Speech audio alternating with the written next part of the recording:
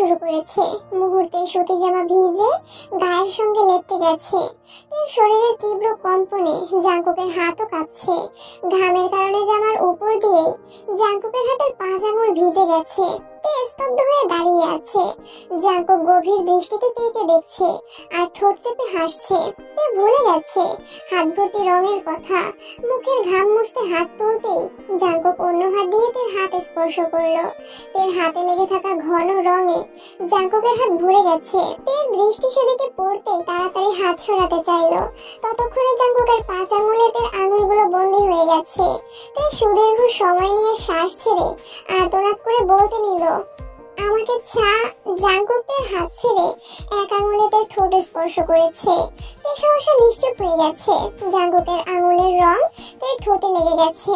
মৃদু বাতাসে তের চুলগুলো হালকাভাবে উড়ছে। ভেতরের কম্পনে তের সেদিকে খেয়াল নেই। জাঙ্কুক আলতো হাতে তের চুলগুলো সরিয়ে দিচ্ছে। রঙের কারণে চুলগুলো একে একে রঙে আটকে গেছে। চুল সরাতে সরাতে জাঙ্কুকের দৃষ্টি তের গালে আটকালো। বাইরে থেকে আসা আলোতে তের গালটা অতিরিক্ত আদরে দেখাচ্ছে। জাঙ্কুক নিজের মন আর হাত কোনোটাকে নিয়ন্ত্রণ করতে পারছে না। না চাইতেই রঙিন হাতে তের গাল ছুঁয়ে দিল। কয়েক মুহূর্ত গালে হাত রেখে ধীরে ধীরে হাত নামিয়ে গলার এক পাশে ঘাড়ে হাত ছুড়ালো। ভয়ঙ্কর পরিস্থিতিতে তে নিস্তব্ধ হয়ে গেছে। জাঙ্কুকের কর্মকাণ্ডে তের সব শক্তি বিলীন হয়ে গেছে। তের গালে জাঙ্কুকের 5 আঙুলের ছাপ স্পষ্ট প্রতীয়মান হচ্ছে। জাঙ্কুক তের ঘাড়ে হাত রেখে কিছুটা নিচু হয়ে অন্য পাশে তের ঘাড়ের কাছে মুখ এগিয়ে নিল। জাঙ্কুকের তপ্ত নিঃশ্বাস ছুঁয়ে দিচ্ছে তের মসৃণ গ্রীবা। তের দাঁতে দাঁত চেপে চোখ বন্ধ করে দাঁড়িয়ে আছে। জাঙ্কুকের সুগভীর কণ্ঠস্বর ভেসে উঠল, এটুকুতেই এই অবস্থা হলে কিভাবে কি হবে? জাঙ্কুকের নেশাত্মক কণ্ঠে বলা কথা তের কর্ণপাত হলো না। জাঙ্কুকের স্পর্শ আর নিঃশ্বাসেই তে পাথর বনে গেছে। জাঙ্কুক আবেশিত কণ্ঠে পুনরায় বলল, ম্যাম, নিজেকে সামলান। আমি কিন্তু আমাতে নেই। কোনো অনিষ্ট হলে আমি একা কলুষিত হব না, আপনাকে নিয়েই হব। জাঙ্কুকের কথা তের কানে ঢুকছে কিনা কে জানে। তে বরফের ন্যায় শক্ত হয়ে দাঁড়িয়ে আছে। জাঙ্কুক তেকে ছেড়ে কিছুটা দূরে সরে দাঁড়িয়েছে। তে তখনও পূর্বের জায়গায় দাঁড়ানো। দেখে বোঝা যাচ্ছে নিজের সেন্সে নেই। আচমকাতে পেছাতে শুরু করে। দেয়ালে আটকানোর পূর্বে জাঙ্কুক এগিয়ে এসে তের চুলের খোপার ঠিক পেছনে দেয়ালে এক হাত রাখলো, যেন তের চুলের রং না লাগে। অন্য হাতে দেয়াল ধরে নিজেকে আটকালো। তে ঘন ঘন নিঃশ্বাস নিচ্ছে। হঠাৎ আতঙ্কিত কণ্ঠে বলল, আমি রুমে যাব। জাঙ্কুক মিটি মিটি হেসে শোধালো, শরীর কি বেশি খারাপ লাগছে? তে চিবুক নামিয়ে ধীর কণ্ঠে বলল, হ্যাঁ। জাঙ্কুক মনে মনে বিড়বিড় করলো, কিছু করলামই না, এতেই নাজেহাল অবস্থা। কিছু করলে তো আপনাকে খুঁজেই পাওয়া যাবে না। এই আবার আপনি জাঙ্কুকের প্রণয়নী হতে চান? তে শীতল কণ্ঠে বলল, সরুন, আমি চলে যাব, রং পরে করে দিব। আপনার ইচ্ছা। আচমকা ব্যালকনি থেকে সুগা ডাকলো, ভাইয়া আসবো? তে সুগার কণ্ঠ শুনে থতমত খেয়ে উঠলো। গুটি সুটি মেরে দাঁড়িয়ে আছে, চোখে মুখে আতঙ্কের ছাপ। তে উদ্বিগ্ন কণ্ঠে বলল, ভাইয়া আসছে, সরুন প্লিজ। জাঙ্কুক ভ্রুকুচকে শক্ত কণ্ঠে বলল, তোর ভাইকে কি আমি ভয় পাই নাকি? জাঙ্কুক সুগাকে উদ্দেশ্য করে উচ্চস্বরে বলল, না, ব্যস্ত আছি। তুমি যেগুলো আনতে বলেছিলে সেগুলো নিয়ে আসছি, তোর কাছে রাখ, পরে দেখে নিয়ে আসবো। আমি এবার বেরিয়ে যাব, ফিরতে রাত হবে, তোমার রুমে রেখে যাই? জাঙ্কুক বিরক্তি ভরা কণ্ঠে বলল, উফ, রেখে যা। তে উপায় না পেয়ে জাঙ্কুকের প্রশস্ত বুকে নিজেকে আড়াল করার চেষ্টা করলো। ভয়ে চোখ বন্ধ করে রেখেছে। সুগা বিছানায় কিছু কাগজ আর 2-3টা বক্স রাখতে রাখতে বলল, তোমার। বলতেই তেকে অল্প বিস্তরে দেখে চুপ করে গেল। কপাল গুটিয়ে জাঙ্কুকের দিকে তাকিয়ে তড়ি ঘুরে ঘুরে কানে হাত দিয়ে বিড়বিড় করে সরি বলল। জাঙ্কুক চোখে ইশারা করতেই তৎক্ষণাৎ নিজের মাথায় চাপড় মারতে মারতে বেরিয়ে যাচ্ছে। যেতে যেতে দরজাটাও চাপিয়ে রেখে গেছে। সুগা নিজের কপাল চাপড়ে ব্যালকনিতে হাঁটছে আর বলছে, সি সুগা, সি, তুই এত নির্লজ্জ কেন? সুগা বিড়বিড় করতে করতে নিজের রুম পর্যন্ত যেতেই ফোনে কল বেজে উঠলো। সুগার বেস্ট ফ্রেন্ড সংকং কল দিয়েছে। সুগা কল রিসিভ করতেই ওপাশ থেকে সংকং একদমে কত কি বলতে থাকলো। সুগা প্রখর তপ্ত স্বরে বলল, আমাকে এসব বলে কোনো লাভ নাই, আমি এখন আসতে পারবো না, এমপির সাথে একটা প্রোগ্রামে যেতে হবে। প্লিজ দোস্ত, একটু আয়। আরে ভাই, আমার সময় নাই। শোন সুগা, আমাকে যতই ব্যস্ততা দেখার সমস্যা নাই, কিন্তু তোর গার্লফ্রেন্ডের জন্য অন্তত আয়। একদম ইমোশনাল ব্ল্যাকমেইল করবি না। তোর আমার মাঝখানে ওকে কেন টানতেছিস? কারণ আমার কথা দিচ্ছিস না। প্লিজ সুগা, জাস্ট 5 মিনিট লাগবে, আয় তুই। সুগা ভারী কণ্ঠে শুধালো, জিমিন কি এখনই ভার্সিটিতে? আমি তোর কাছে সকাল থেকে চিল্লাচিল্লি করছি, তুই আমাকে পাত্তা দিচ্ছিস না। জিমিনের নাম শুনতেই কণ্ঠস্বর পাল্টে গেছে। দাঁড়া, এখন থেকে তোকে ওর কসম দিয়ে সব কাজ করাবো। সুগা রাগান্বিত কণ্ঠে বলল, আর যাই করিস কোনোদিন ওর নাম নিয়ে কসম কাটতে বলবি না। পরিবারের বাহিরে ও আমার একমাত্র দুর্বলতা, তাছাড়া কসম কাটা ঠিক না। আচ্ছা ঠিক আছে, কাটবো না কসম, এখন বল আসবি?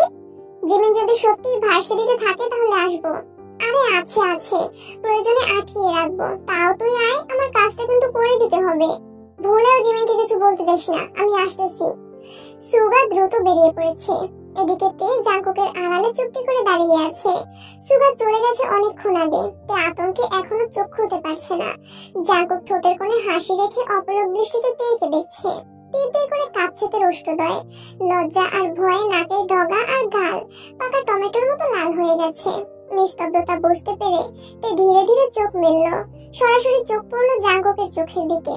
জাঙ্কুকের নিঃশব্দ দৃষ্টি দেখে তে লজ্জায় মাথা নিচু করে ঘাড় কাত করে সুগাকে দেখার চেষ্টা করলো। সুগাকে রুমের কোথাও দেখতে না পেয়ে উদ্বিগ্ন কণ্ঠে শুধালো, ভাইয়া কোথায়? চলে গেছে। কেন? সেটা আমি কিভাবে বলবো, তোর ভাইকে জিজ্ঞেস কর গিয়ে। হঠাৎ দেয়ালের দিকে জাঙ্কুকের নজর পড়ে। যে হাতটা দিয়ে নিজেকে আটকিয়েছিল সেই হাতে যে রং লেগেছিল জাঙ্কুকের সেটা খেয়ালই ছিল না। তের চুল বাঁচাতে গিয়ে উল্টো দেয়াল নষ্ট করে ফেলেছে। জাঙ্কুকের সাথে সাথে তেও চোখ ঘুরিয়ে তাকালো। দেয়ালে জাঙ্কুকের হাত দেখে আর্তনাদ করে উঠলো, এটা আপনি কি করলেন? ইচ্ছে করে করেছি নাকি? তোর চুল বাঁচাতেই তো করেছি।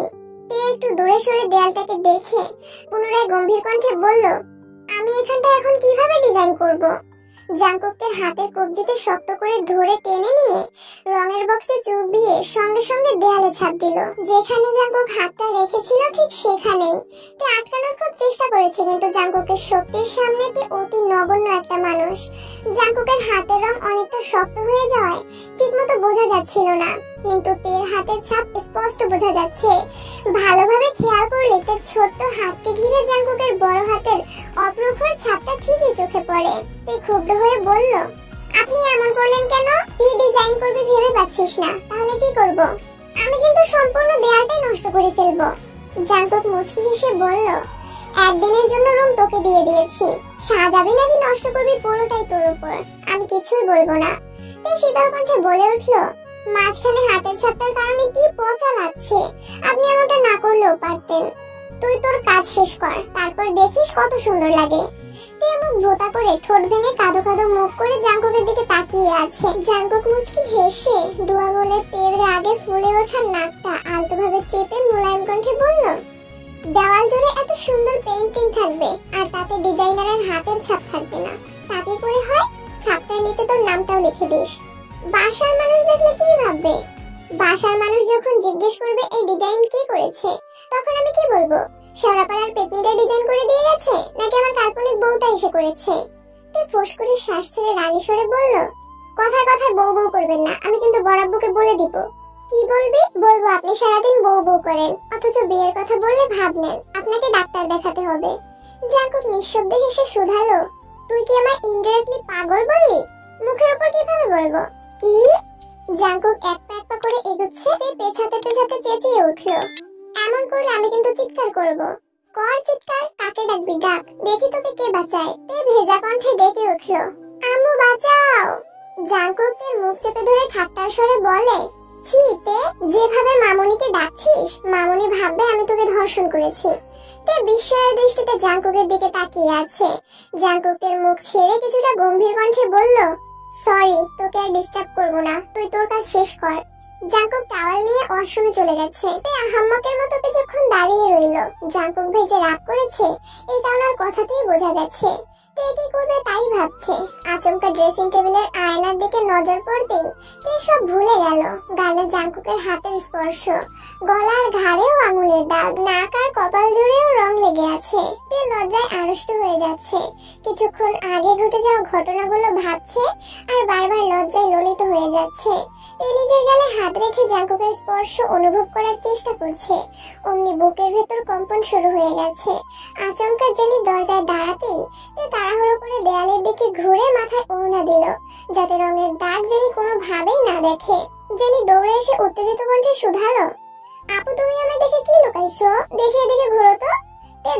ঢং করতে করতে তপ্তস্বরে বলল, ডিস্টার্ব করিস না, রুমে যা। তুমি কি লুকাচ্ছ বলো, তাহলেই চলে যাব। হুঙ্কার দিয়ে উঠলো। জাঙ্কুক ভাই কিন্তু ওয়াশরুমে আছে, ডাকবো? জেনি উদ্বিগ্ন কণ্ঠে বলল, ভাইয়া রুমে আগে বলবা না? আমি গেলাম, পরে এসে দেখবো তুমি কি লুকাইছো। কিছুক্ষণ ভেবে পুনরায় কাজ শুরু করলো। জাঙ্কুক ওয়াশরুম থেকে বেরিয়ে ভেজা শরীরে টি শার্ট গায়ে দিয়ে ফোন নিয়ে চুপচাপ রুম থেকে বেরিয়ে গেছে। তের দিকে একবারের জন্য তাকিয়েও দেখেনি। তে অসহায় মুখ করে জাঙ্কুকের যাওয়ার দিকে খানিকক্ষণ চেয়ে রইল। চোখে মুখে বিষণ্ণতা ভর করেছে, তবুও সবকিছু একপাশে রেখে কাজে মনোযোগ দিল। জাঙ্কুক নিচে নামতেই জেনি ছুটে গেল তেকে দেখতে। ততক্ষণে তে রং দিয়ে গালে আর গলায় থাকা আঙুলের ছাপগুলো মুছে ফেলেছে।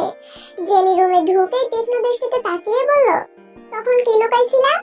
তে স্বাভাবিকভাবে ঘুরে জেনির গালে রঙের দু আঙুলে ছুঁয়ে দিয়ে বলল, তোর কাছ থেকে আমি কি লুকাবো বল? আপু তোমার গালে এত রং কেন? খেয়াল ছিল না, হুট করে গালে হাত দিয়ে ফেলেছিলাম।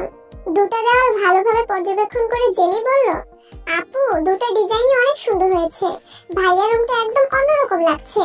তে মৃদু স্বরে বলল, সত্যি সুন্দর হয়েছে? 100% সত্যি।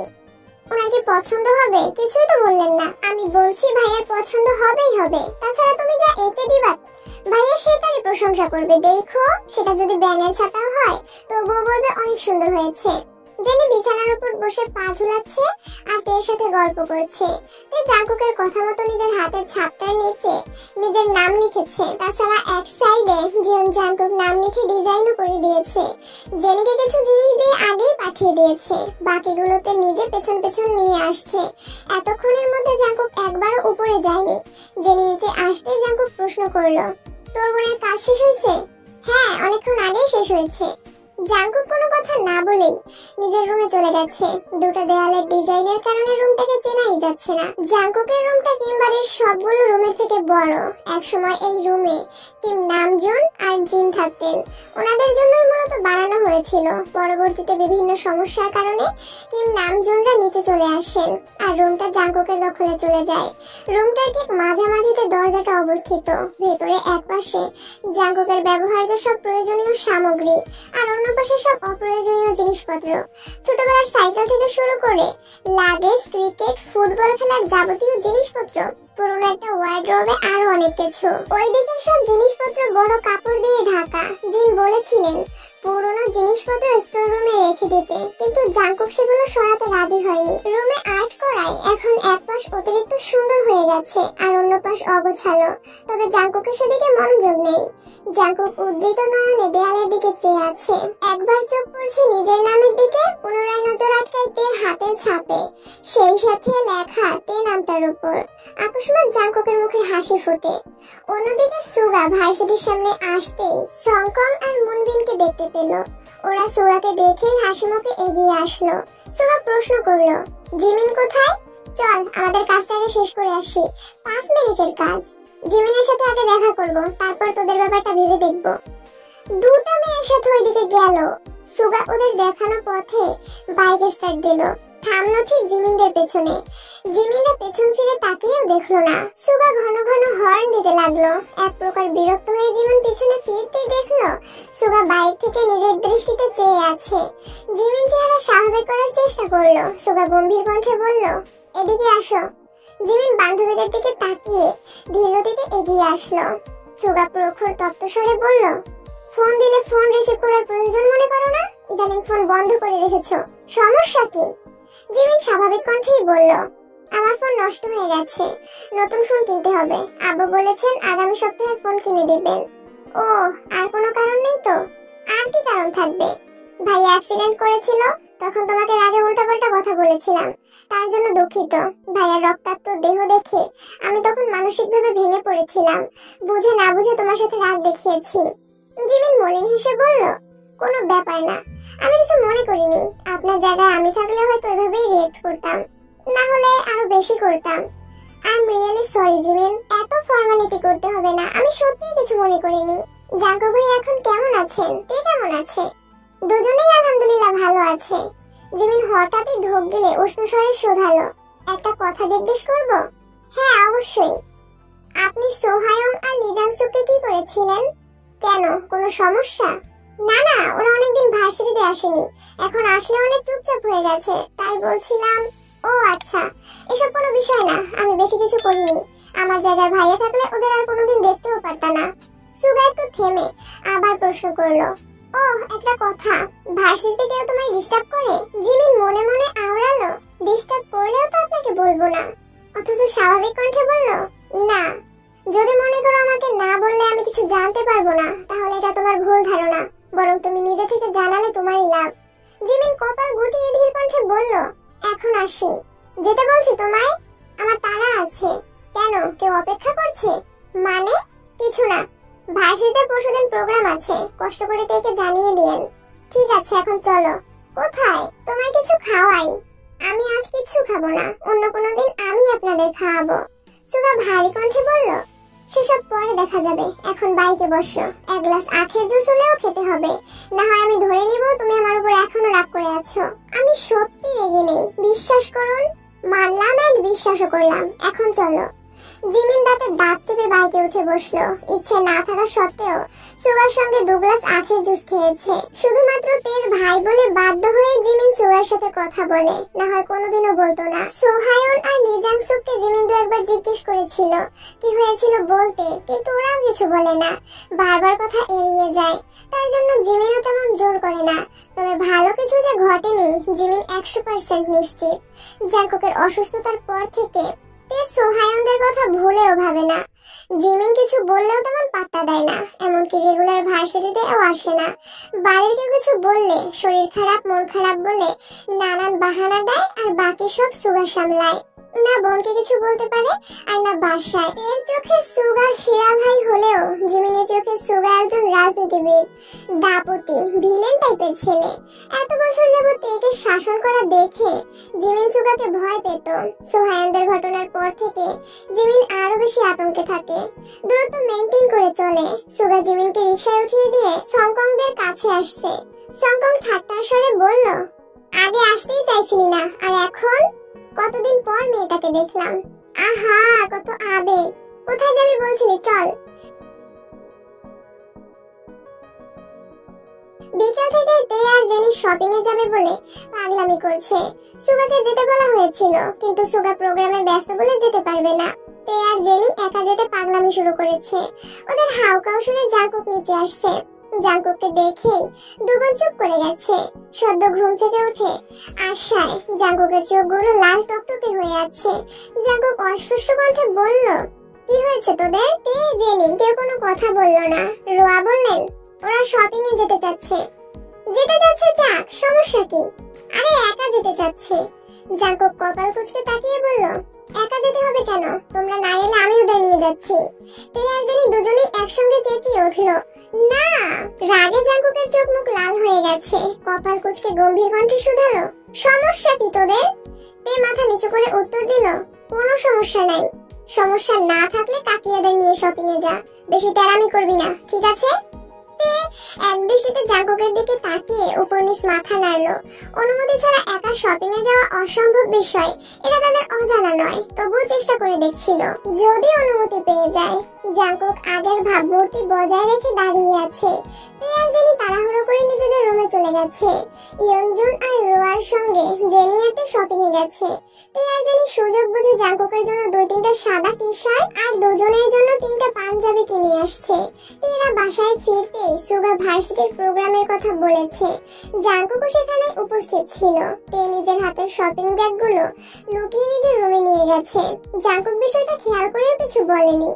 জাঙ্কুক রাতে ঘুমানোর জন্য রুমে ঢুকে দরজা চাপাতেই রীতিমতো আশ্চর্য হয়ে গেছে। জাঙ্কুকের দরজার আড়ালে তার হাতের ছাপটা আগের মতো রঙিন নেই। সেখানে নীল রঙের ছাপ দিয়েছে, এমনকি অন্য হাতের ছাপও দিয়েছে। পাশাপাশি তার 2 হাতের ছাপ দেখে জাঙ্কুক মুচকি হেসে বলল, পাগলি একটা। প্রোগ্রামের দিন ঠিক সময় মতো তে ভার্সিটিতে চলে আসছে। তেকে দেখে সোহায়ন আর লিজাংসুক এগিয়ে এসে শুধালো, কেমন আছিস? তে অন্যদিকে মুখ করে বলল, আলহামদুলিল্লাহ। তে ওদের পাশ কাটিয়ে চলে গেছে। জিমিন আর তে দুজনেই আজ গাউন ড্রেসের সঙ্গে হিজাব পরে আসছে। তে আর জিমিন কিছুটা সামনে এগোতেই জ্যাকসন নামের ছেলেটার সাথে দেখা। জ্যাকসনের হাতে সিগারেট। জিমিন আর তেকে দেখেই থতমত খেল। সিগারেট পেছনে ফেলে শান্ত স্বরে জিজ্ঞেস করলো, কেমন আছো তোমরা? জিমিন আর তে দুজনেই কপাল কুঁচকে তাকিয়ে আছে। জিমিন ঠান্ডা কণ্ঠে বলল, আলহামদুলিল্লাহ ভালো। জিমিনের হাত ধরে বলল, চল এখান থেকে। তে তখনও স্মরণেত্রে জ্যাকসনকে পরখ করছে। ছেলেটার মুখে রহস্যময় হাসি। কেউ কেমন আছো জিজ্ঞেস করলে প্রত্যুত্তরে তাকেও জিজ্ঞেস করতে হয়, এটাও কি জানো না? জিমিন শক্ত কণ্ঠে জবাব দিল, না জানি না। জিমিন তেকে টেনে নিয়ে চলে গেছে। তে কপাল কুঁচকে শুধালো, এই ছেলে আবার কে? রসায়ন ডিপার্টমেন্টের 4র্থ বর্ষের এক বড় ভাই। তোর সাথে কথা বলতে আসছে কেন? আল্লাহ জানে। তুই ইদানিং তেমন ক্লাসে আসিস না। একদিন আমি ফোনে কথা বলছিলাম, তখন এই ছেলে ইচ্ছে করেই আমার কাছে গেছে। আমি হঠাৎ ঘুরতে প্রায় ধাক্কা লেগেই গেছিল। কথাবার্তা নেই, হুট করে আমাকে ধমকিয়ে চলে গেছে। এরপর থেকে দেখলেই কেমন করে হাসে, এটা সেটা জিজ্ঞেস করে। ইচ্ছে করে মাথাটা ফাটিয়ে দেই। ভাইয়াকে বলবো? না না না, তোর ভাই আরেক ডেঞ্জারাস পাবলিক। ওই দিন দেখা হয়েছিল, পরেও জিজ্ঞেস করতেছিল আমাকে কেউ ডিস্টার্ব করে কিনা। তুই কি বলছিস? আমি না করছি। কেন? তোর ভাই সুহায়নদের যে অবস্থা করেছে, আমি আর কাউকে বিপদে ফেলতে চাই না। তাহলে জাঙ্কুক ভাইকে বলি? ভুলেও না, তোর এই গুন্ডা পান্ডা ভাইদেরকে আমার ব্যাপারে কিচ্ছু বলবি না। তুই গুন্ডা পান্ডা কাকে বলছিস? আমার জাঙ্কুক ভাই হিরো, নট ভিলেন, ওকে? আর তোর ভাই? আমার ভাইও হিরো। সুহায়নদের যদি মেরেও থাকে, ভাইকে শুধু শুধু মারছে নাকি? আমার কর্মকাণ্ডে তোর কি তখন আমাকে মারতে ইচ্ছে করেনি? বল করেনি? করেছে। তুই আমার বেস্ট ফ্রেন্ড হয়েও আমার কাছে তুই আমার উপর বিরক্ত হয়েছিস। এমনকি আমি নিজেই আমার উপর বিরক্ত ছিলাম। সেখানে ভাইয়া না সুহায়নকে চেনে আর না জাংসুককে চেনে। জাংকুক ভাই আর সুগা ভাইয়ের প্রাণ 100 তোর বাধা। ওদের একজনের কিছু হলে আরেকজন জীবনের ঝুঁকি নিয়ে হলেও বাঁচাবে। সেখানে সামান্য মাইরার এমন কি? এখন চল, অনুষ্ঠান শুরু হয়ে যাবে। তিয়ার জিমি ভেতরে ঢুকলো, পেছন দিয়ে বসতে যাবে এমন সময় ওদের একজন ক্লাসমেট সামনে থেকে ডেকে বলল, তোরা এখানে আয়, তোদের জন্য সিট আছে। তে আর জিমিন এগিয়ে গেল। পাশাপাশি দুটো সিটে তে আর জিমিন বসলো। ওদের সামনের সারিতেই জ্যাকসনের বন্ধুরা বসা। কয়েক মুহূর্তের মধ্যে জ্যাকসন এসে বসলো। তে আর জিমিন জ্যাকসনকে দেখে পেছনে চলে যাওয়ার জন্য ফিসফিস শুরু করলো। জ্যাকসন পেছন ঘুরে উত্তেজিত কণ্ঠে বলল, আরে তোমরা এখানে, কোনো কিছু লাগলে শুধু একবার বলবা, সাথে সাথে এনে দিব। জিমিন আর তে দুজনেই রাগে ফুঁসছে। জিমিন কিছু বলতে যাবে, তার আগে কেউ একজন রাগান্বিত কণ্ঠে বলে উঠলো, তোর কলিজাটা আমার লাগবে, দে এখন। তে আর জিমিন দুজনেই চমকে উঠে পাশ ফিরে তাকালো। জ্যাকসনও আটকে উঠে সেদিকে তাকালো। চোখ পর্যন্ত ঢেকে রাখা ক্যাপটা সরাতেই সুগার মুখটা স্পষ্ট দেখা গেল। জ্যাকসনের দিকে অগ্নিদৃষ্টিতে তাকিয়ে আছে। সুগাকে দেখে জিমিনাতে দুজনেই ভয় পাচ্ছে। জ্যাকসন বেশ কিছুক্ষণ তীক্ষ্ণ দৃষ্টিতে তাকিয়ে হঠাৎই হেসে ফেলল। সুগা চোখ মুখ কুঁচকে পুনরায় বলল, কি হলো, দিবি না? মেয়েদের প্রতি এত যত্ন, যা চাইবে সাথে সাথে এনে দিবি। আর আমি সামান্য কলিজাটা চাইছি, তুই সেটা দিতেই রাজি হচ্ছিস না? জ্যাকসন, তোর থেকে এটা আশা করিনি। জ্যাকসন হঠাৎই অস্বাভাবিকভাবে হাসতে শুরু করলো। হাসতে হাসতে বলল, আরে ভাই তুমি, তোমার কি লাগবে বলো শুধু। দেখো তোমার ভাই তোমার জন্য কি করে। সুগা চোখে মুখে বিরক্তির ছাপ। সুগা বিরক্ত কণ্ঠে আবারও বলল, আপাতত তোর কলিজাটা হলেই হবে, চাইলে তোর হাতটাও দিতে পারিস। আমিও দেখি ওইখানে ঠিক কতজনকে জায়গা দিয়েছিস। জ্যাকসন মুখে হাসি রেখেই বলল, এই সর সর, আমাকে সাইড দে।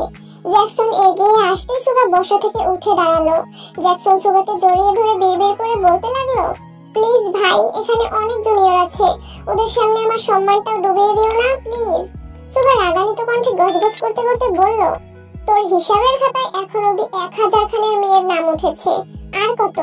সরি ভাই, তুমি এখানে কেন আসছো? ওরা কি তোমার কিছু হয় নাকি অন্য কারোর জন্য আসছো? যে জিমিনের পিছনে ঘুরঘুর করছিস সে একান্তই আমার, আর তার পাশের জন আমার একমাত্র বোন আর জাঙ্কুক ভাইয়ের পার্সোনাল প্রপার্টি। তুই ভুল জায়গায় হাত বাড়িয়েছিস জ্যাকসন, তোকে কি করা উচিত নিজেই বল। সরি ভাইয়া, প্লিজ মাফ করে দাও, আমি জানতাম না ওরা তোমার কাছের লোক।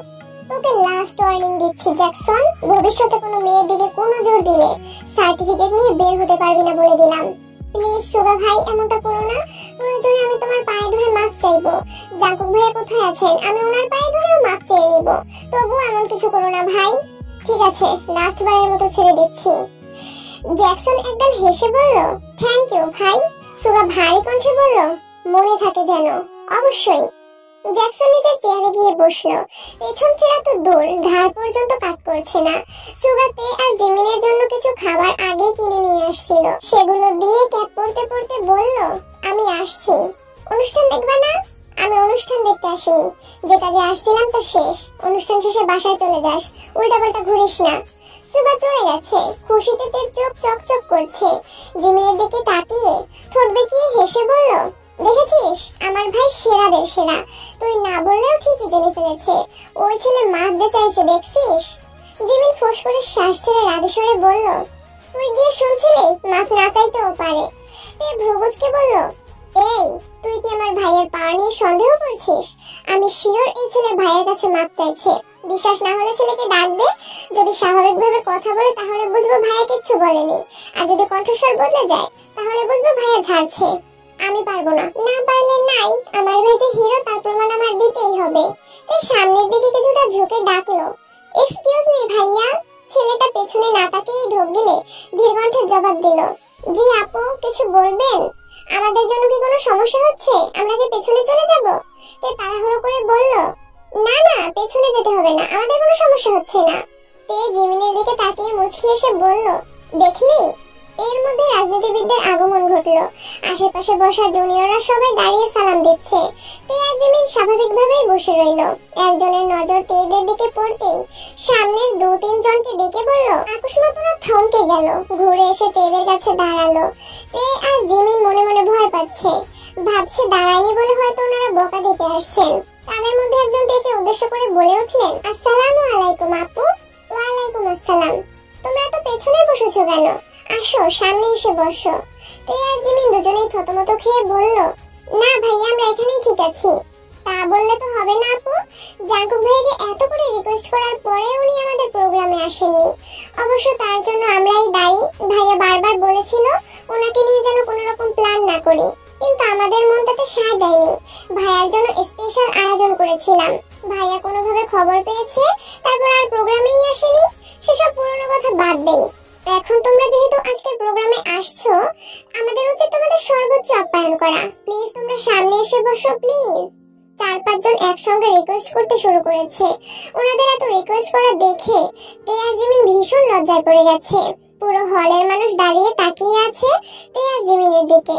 যাদের দাপটে সবাই আতঙ্কে থাকে, সেখানে তারা প্রথম বর্ষের 2 মেয়েকে এত রিকোয়েস্ট করতেছে, এটা সবার কল্পনার বাহিরে।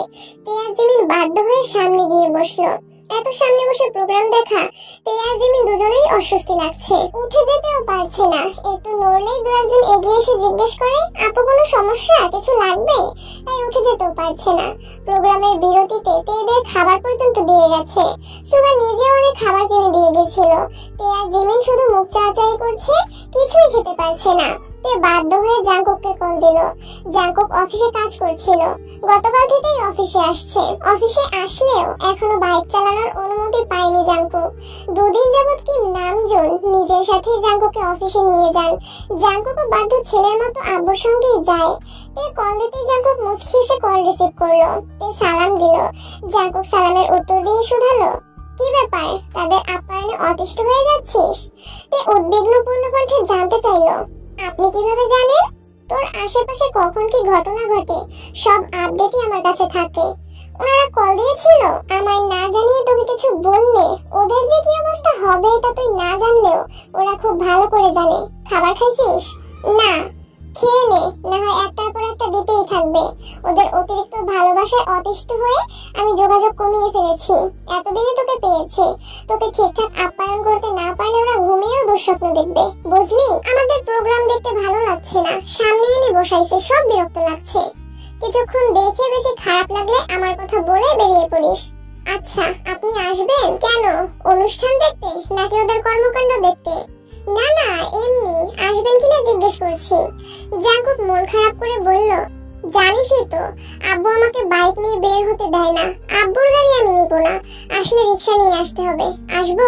খানিক ভাবলো। এমনিতেই জাঙ্কুকের শরীর দুর্বল, এই অবস্থায় যদি আবার কোনো অ্যাক্সিডেন্ট ঘটে সে ভয়েতে বলল, না আপনার আসতে হবে না। রাগ করছিস? আমি রিক্সা নিয়ে আসি, সমস্যা নেই। সত্যি রাগ করিনি। আপনি পুরোপুরি সুস্থ হলে অনেক ঘুরতে পারবো। এখন না হয় বরাবর লক্ষ্মী ছেলে হয়েই থাকুন। সাবধানে থাকিস, আর কোনো সমস্যা হলে জানাইস। জানাবো না। কেন?